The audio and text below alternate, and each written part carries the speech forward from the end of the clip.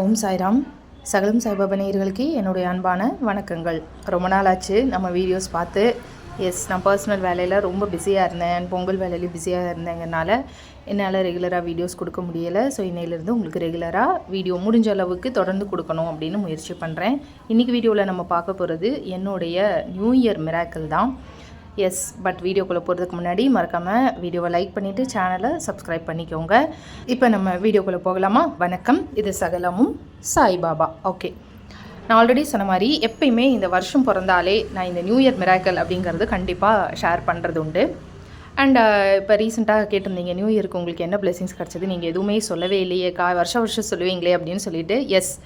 நம்ம எல்லாருக்கும் ஒரு பழக்கம் இருக்குது. வருஷம் நியூ இயர் பிறக்குது அப்படின்னா நியூ இயர் அன்றைக்கி பாபாவுடைய ஆசீர்வாதம் நமக்கு கிடைக்கணும் அப்படின்னு நம்ம நினைப்போம். நம்மளோட இஷ்ட தெய்வம் யாராக இருந்தாலும் அவங்ககிட்டருந்து ஒரு பிளெஸிங்ஸ், எதுக்கு இந்த வருஷம் நல்லா இருக்கணும், நல்லபடியாக போகணும் அப்படின்னு சொல்லி ஆசீர்வாதம் பண்ணுங்கள் அப்படின்னு சொல்லி நம்ம கேட்போம் இல்லையா? அதுபோல் நான் எல்லா வருஷமும் பாபா கிட்ட கேட்குறது உண்டு. எனக்கு வருஷம் அவர்கிட்டருந்து ஏதாவது ஒரு பிளெஸிங்ஸ் கிடைக்கும். சரின்னு இந்த வருஷமும் நான் என்ன பண்ணுறேன் அப்படின்னா, கரெக்டாக நியூ இயருக்கு முன்னத்த நாள் வந்து பாபா கிட்ட கேட்குறேன். எனக்கு அடுத்த நியூ இயர் வரப்போகுது, புது வருஷம் எந்த நோய் நொடியும் இல்லாமல் எல்லாருமே நிம்மதியாக சந்தோஷமாக ஆரோக்கியமாக நல்லா வாழணும் அப்படின்னு சொல்லி, இந்த புது வருஷம் எனக்கு நல்லா போகணும் அப்படின்னு சொல்லி எனக்கு ஆசீர்வாதம் பண்ணுங்கள் பாபா. எனக்கு உங்கள்கிட்ட இருந்து ஏதாவது ஒரு கிஃப்ட் வேணும். கிஃப்ட் கிடையாது, பிளெஸிங்ஸ். உங்கள் ரூபத்தில் எனக்கு ஏதாவது ஒரு பிளெஸிங்ஸ் எனக்கு வேணும். அண்ட் அது கூடவே எனக்கு ஸ்வீட் வேணும் அப்படின்னு சொல்லி கேட்டிருந்தேன். புது வருஷம், ஸோ எனக்கு ஸ்வீட் வேணும். ஆனால் நான் ஸ்வீட்டெல்லாம் சாப்பிட மாட்டேன் அப்படின்னு நான் சொன்னேன். ஏன் சாப்பிட மாட்டேன்னா, நான் ஃபாஸ்டிங் எனக்கு போயிட்டுருக்கு. ஸ்வீட் ஃபாஸ்டிங் எனக்கு அப்போ கரண்ட்டாக இருந்தது. அதனால் நான் பாபா கிட்ட என்ன சொன்னேன்னா, எனக்கு நீங்கள் ஸ்வீட் என்னை தேடி வந்தால் மட்டும் போதும், நான் அதை சாப்பிடவலாம் மாட்டேன் அப்படின்னு சொல்லி நான் வேண்டுறேன். ஏன்னா நான் அடுத்து ஷீரடி போகும்போது தான் விரதம் விடணும் அப்படிங்கிறதுக்காக நான் ஃபாஸ்டிங் இருக்கேன். இப்போ அன்றைக்கி ராத்திரி எனக்கு ஒரு கனவு. நான் பாபா கிட்ட கேட்டது என்னென்னா, ராத்திரி கனவில் என்னை ப்ளஸ் பண்ணுங்கள், ஆசீர்வாதம் பண்ணுங்கள். அப்படி இல்லைன்னா ஏதாவது ஒரு பிளெஸிங்ஸ் என்னை தேடி வரட்டும் அப்படின்னு சொல்லி கேட்டுட்டு, எனக்கு ஏதாவது ஒரு ரூபத்தில் ஸ்வீட் வேணும் அப்படின்னு சொல்லி கேட்டிருந்தேன். ராத்திரி எனக்கு ஒரு கனவு. அந்த கனவில் பார்த்திங்கன்னா, பாபா எனக்கு வருஷத்துடைய முதல் நாளே ஒரு பெரிய இடியை கொடுக்குறாரு. என்னென்னா, ஒரு பெரிய கெட்ட கனவு எனக்கு வருது. ரொம்ப என்னால் தாங்கிக்கவே முடியாதுன்னு வச்சுக்கோங்களேன். அந்த மாதிரி தாங்கிக்கவே முடியாத மாதிரியான ஒரு கெட்ட கனவை கொடுக்குறாரு. நான் விருக்குன்னு பயந்து எந்திரிக்கிறேன். எந்திரிச்சதும் நான் என்ன பண்ணுறது அப்படின்னு யோசனை பண்ணிக்கிட்டு, சரி ஓகே, எனக்கு புரியுது, நீங்கள் என்னை சோதிக்கிறீங்க. வருஷத்துடைய முதல் நாள் நல்லா போகணும் அப்படின்னு சொல்லி நீ கேட்குற. சரி, உனக்கு நல்லா போகாது அப்படின்னு சொல்லி நான் ஒரு கெட்ட கனவு கொடுத்தா நீ அதை நம்பி அலறியா, இல்லை பாபா சரி பண்ணிடுவார் அப்படின்னு சொல்லி தைரியமாக இருக்கியா அப்படின்னு என்னை செக் பண்ணுறீங்க அப்படின்னு நான் பாபா கிட்ட சொல்லிவிட்டு திரும்பவும் ரிலாக்ஸ் ஆகிட்டு கண்ணை மூடி தூங்கிட்டேன். ஓகே, எது வந்தாலும் பார்த்துக்க, நீங்கள் இருக்கீங்க, எனக்கு எந்த கவலையும் இல்லை அப்படின்னு சொல்லி மனசெல்லாம் படப்படன்னு அடிக்குது தான். ஆனாலும் என்னை தயார்படுத்திக்கிட்டு நான் சொல்கிறேன், எது வந்தாலும் அதை நீங்கள் பார்த்துப்பீங்க அப்படின்னு எனக்கு தெரியும். ஸோ எனக்கு எந்த ப்ராப்ளமும் இல்லை அப்படின்னு சொல்லிவிட்டு என்னை நான் தேத்திக்கிட்டு நான் படுத்து தூங்குறேன். அடுத்த காட்சி இது 3 மணிக்கு மேலே எனக்கு வர்ற ஒரு காட்சி. அது என்னென்னா, எனக்கு யாரோ குலாப் ஜாமுன் இருக்கு இல்லையா, அந்த குலாப் ஜாமுனை எடுத்து கொடுக்குறாங்க. இன்னொன்று கேக், க்ரீம் கேக், அந்த என்ன சொல்லுவோம் நம்ம, பிளாக் ஃபாரஸ்ட் கேக்கை ஸ்பூன்லேருந்து எடுத்து எனக்கு ஊட்டிக்கிட்டே இருக்காங்க திகட்ட. இது என்னடான்னு காலையில் எழுந்திரிச்சு பார்த்தா, ஓகே, என்னை தேடி ஸ்வீட் வரணும் அப்படின்னு சொல்லி கேட்டிருந்தேன். அதுக்கு பதிலாக ராத்திரி கனவுலேயே எனக்கு கேக்கை ஊட்டி விட்டுட்டாரு. அண்ட் குலாப் ஜாமுனை நான் வாங்கி சாப்பிட்றேன். இந்த மாதிரி ஒரு கனவு எனக்கு வரவும், ஓகே ரைட்டு, இதுவே போதும் நமக்கு அப்படின்னு சொல்லி யோசனை பண்ணிவிட்டு, நம்ம ஃபாஸ்டிங் ஒரு வேளை முடிச்சு வைக்கிறாரோ, ஏன் ராத்திரி ஸ்வீட் சாப்பிட்ற மாதிரி கனவு வந்தது. ஏன்னா நான் பாபா கிட்ட என்ன சொன்னேன், நான் ஸ்வீட் சாப்பிட மாட்டேன், என்னை தேடி வந்தால் போதும்னு சொல்கிறேன். சரி அப்படின்னு நான் காலையில் எழுந்திரிச்சு அந்த கெட்ட கனவை பற்றி நான் பெருசாக லட்சியம் பண்ணிக்கலை. நான் ஆல்ரெடி ஒரு வீடியோ கொடுத்துருக்கேன். பாபா ஏன் நமக்கு கெட்ட கனவு கொடுக்குறாரு அப்படின்னா, நம்மளுடைய நம்பிக்கையை அவர் அசைச்சு பார்ப்பார். அந்த மரத்துடைய வேர், அவர் விதைச்ச அந்த நம்பிக்கையுடைய வேர் எவ்வளோ ஆழமாக இருக்குதுன்னு அவர் அப்பப்போ டெஸ்ட் பண்ணுவாருன்னு, அதை இந்த வருஷத்துடைய முதல் நாளே என்னை டெஸ்ட் பண்ணி விட்டுட்டார். டெஸ்ட் பண்ணார். நான் கொஞ்சம் லட்சியம் பண்ணாமல் நான் தூங்கிட்டேன். அடுத்த நாள் காலையில் நான் ஒரு ஈவெண்ட்டுக்கு போகிறேன். அந்த ஈவெண்ட்டுக்கு என்னை தேடி ஒரு பொண்ணு எனக்கு ஒரு கேக் கொண்டு வந்து கொடுக்குறாங்க நியூ இயருக்காக. அப்போ எனக்கு ஞாபகம் வருது, ஓ ராத்திரி நமக்கு வந்து கேக் ஊட்டி விட்டாரே, அப்போ ஒரு வேளை இதை தான் நமக்கு தேடி வரும் அப்படின்னு சொல்லியிருக்காரு போல் அப்படின்னு சொல்லிட்டு அந்த கேக்கை நான் சாப்பிடலை. அப்போ அவங்க வந்து கொஞ்சம் டிசப்பாயிண்ட் ஆனாங்க. நான் சொன்னேன் வீட்டுக்கு போய் சாப்பிட்டுக்கிறேன்னு சொல்லி கேக்கை வாங்கிட்டு வீட்டுக்கு வந்துட்டேன். சச்சரதம் எடுத்து வச்சு பாபா கிட்ட கேள்வி கேட்டேன், ராத்திரி கனவுல கேக் கொடுத்தீங்க, அதே கேக் இப்போ என்னை தேடி வருது, நான் என்ன பண்ணணும், இதை சாப்பிடணுமா அப்படின்னு கேட்டால் ஆமாம் அப்படின்னு சொல்லி எனக்கு சச்சரத்தில் பதில் கொடுத்தாரு. பதில் கொடுத்ததும் நான் வந்து அதை கேட்க சாப்பிட்டேன். அதோடு என் விரதம் முடிஞ்சுதா அப்படின்னு கேட்டால் இல்லை, அடுத்து நான் கண்டினியூ பண்ணுவேன் பாபா அப்படின்னு நான் சொன்னேன். ஆனால் என்னால் கண்டினியூ பண்ண முடியல. 1ஆந்தேதி கேக் சாப்பிட்றேன், 2ஆந்தேதி வந்து திருவாதிரை நோன்பு வருது. ஸோ திருவாதிரை நோன்புக்காக திருவாதிரை களி சாப்பிட்றேன். அதுக்கப்புறம் பௌர்ணமி வருது, பௌர்ணமிக்காக சத்யநாராயண பூஜா பண்ணுறேன். அதுக்காக நான் செஞ்ச ஷீராவை சாப்பிட்டே ஆகணும், வேறு வழி இல்லைன்னு சாப்பிட்றேன். இப்படி தொடர்ந்து 3 நாளாக நான் சாப்பிட்டுக்கிட்டே இருக்கேன்.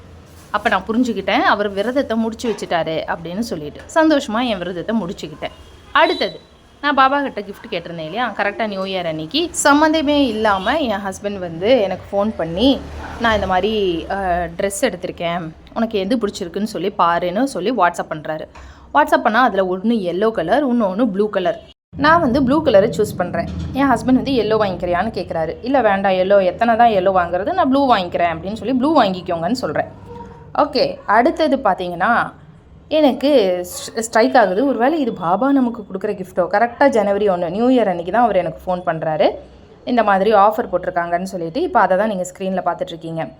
அப்போ நான் ப்ளூவை வந்து சூஸ் பண்ணுறேன். அன்றைக்கி ராத்திரி எனக்கு சம்மந்தமே இல்லாமல் என் கனவில் வந்து மஞ்சளாக ஃப்ளாஷ் ஆகுது. மஞ்சள்னு எல்லாமே மஞ்சள் கலரில் ஃப்ளாஷ் ஆகுது. அடுத்த நாள் நான் என்ன சொல்கிறேன்னா, பாபா வந்து ஓகே இது வந்து பாபா எனக்கு வாங்கி கொடுக்குற ட்ரெஸ்ஸு, ஏன்னா நான் நியூ இயருக்கு கிஃப்ட் கேட்டிருந்தேன் இல்லையா. ஸோ என் ஹஸ்பண்ட் வந்து கரெக்டாக நியூ இயர் அன்றைக்கி ஃபோன் பண்ணி இதை சொல்லவும், ஐயோ அப்போ பாபாவுக்கு மஞ்சள் தானே பிடிக்கும், நம்ம ஏன் வந்து ப்ளூ கலர் சூஸ் பண்ணோன்னு ஹஸ்பண்ட் கிட்ட திரும்பவும் எனக்கு மஞ்சள் வாங்கிட்டு வாங்க, அதை ரிட்டன் பண்ணிவிட்டு மஞ்சள் வாங்கிட்டு வாங்க அப்படின்னு நான் சொல்லவும், என் ஹஸ்பண்ட் வந்து அதை ரிட்டன்லாம் பண்ண வேண்டாம், 2யுமே வாங்கிக்கலாம் அப்படின்னா அடுத்த நாள் போய் அந்த மஞ்சள் கலர் டாப்ஸையும் சேர்த்தி மொத்தம் ப்ளூ அண்ட் எல்லோ, எனக்கு பிடிச்ச ப்ளூவும் பாபாவுக்கு பிடிச்ச எல்லோ அப்படின்னு 2 டாப்ஸாக அவர் வாங்குறாரு. ஆனால் இதில் விஷயம் என்னென்னா, அவர் அந்த மேக்ஸுக்கு போனதே ஆஃபர் இருக்குது அப்படின்னுக்கிறதுக்காக தான் போனார். அவருக்கு டிஷர்ட் எடுக்கணுன்னு தான் போனார். அவர் ஒரு டிஷர்ட் எடுக்கிறாரு, கூடவே எனக்கு ஒரு டாப்ஸ் வாங்குறாரு. அந்த டாப்ஸை பில் பண்ணும்போது என் டாப்ஸ் ஆஃபரில் இருக்குது, ஆனால் அவர் எடுத்த டிஷர்ட் மட்டும் ஆஃபரில் இல்லை அப்படின்னு சொல்லி அது ரிஜெக்ட் ஆகுது. கடைசியில் அவருக்கு டிஷர்ட் வாங்க போன இடத்துல அவர் எனக்கு மட்டும் ட்ரெஸ் வாங்கிட்டு வர்றாரு.